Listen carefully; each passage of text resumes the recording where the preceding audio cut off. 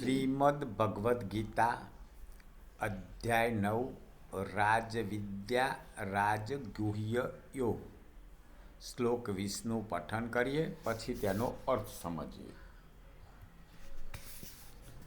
ત્રૈવિદ્યમાં સોમપઃ પૂત પાપા યજ્ઞેરિષ્ટ્વા સ્વર્ગતિં પાર્થયન્તે તે પૂર્ણમાસાદ સુરેન્દ્રલોકમ અશ્નન્તિ દિવ્યાન દિવિ દેવ ભોગાન.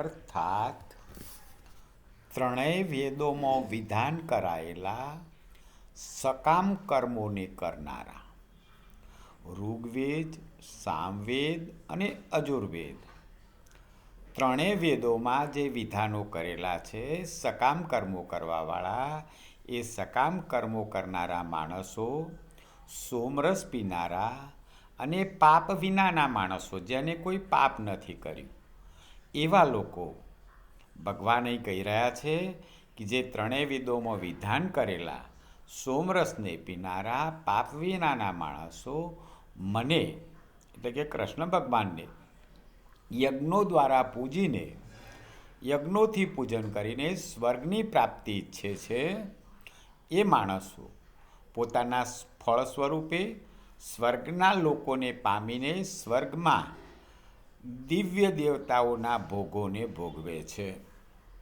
તો જે લોકો ભગવાનને પામીને ભગવાનની યજ્ઞ દ્વારા પૂજા કરીને એના ફળ સ્વરૂપે દેવતાઓના ભોગો ભોગવી રહ્યા છે.